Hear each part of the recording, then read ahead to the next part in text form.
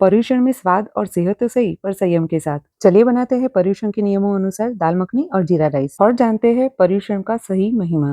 पर्युषण शब्दમાં પરી એટલે ચારેય બાજુ સારી રીતે અને ઉષણ એટલે કે આરાધના. આત્મશુદ્ધિ માટે ચારેય બાજુ સારી રીતે એક સાથે રહેવું એટલે પર્યુષણ. પર્યુષણમાં જૈન બંધુઓ તપ જપ ઔષધ કરે છે. આઠેય દિવસ અહિંસાનું ચુસ્ત પાલન કરે છે તેમજ સવાર સાંજ પ્રતિક્રમણ કરતા હોય છે.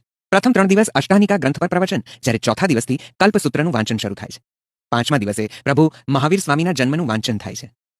પ્રભુજીની માતા ત્રિશલાને આવેલા 14 મહાસ્વપ્નોનું સકળ સંઘને દર્શન કરાવવામાં આવે છે. 8 દિવસના આ પર્વમાં 7 દિવસ આરાધનાના છે, જ્યારે 8મો દિવસ ક્ષમા નામના ધર્મની સિદ્ધિનો છે. સંવત્સરીનું પ્રતિક્રમણ થાય છે. આ દિવસે 12મા સૂત્રનું વાંચન થાય છે. સંવત્સરી એ જૈન સંપ્રદાયમાં એક તહેવાર સમાન દિવસ છે. આ દિવસે સાંજના પ્રતિક્રમણ પછી એકબીજાને મિચ્છામી દુક્કડમ કહીને માફી માંગવાની હોય છે.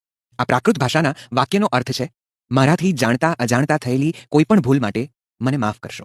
જૈન ધર્મમાં દર વર્ષે આ રીતે ભૂલથી પણ જો કોઈને દુભવ્યા હોય તો તેની માફી માંગીને પ્રાયશ્ચિત કરવામાં આવે છે. જગતમાં બીજો કોઈ એવો ધર્મ નથી જે આ રીતે મોકળા મને પોતાના કરેલા કર્મોની ક્ષમા માંગે. કોઈ ક્રોધ કરે તો તેને સામેથી માફ કરી દઈને નિર્મળ થવાનો આ દિવસ છે. સૌને ક્ષમા આપીને પોતે બંધન મુક્ત થઈ શકે એ જીવને આ દિવસ ફળે છે. ऐसा स्वाद जो नियमों के अनुसार भी दिल जीत ले। डिटेल रेसिपी के लिए कमेंट करें। रेसिपी पसंद आई हो तो लाइक और शेयर करना ना भूलें और ऐसी ही जैन धर्म से जुड़ी हुई जानकारी और रेसिपीज के लिए चैनल को फॉलो कर लें।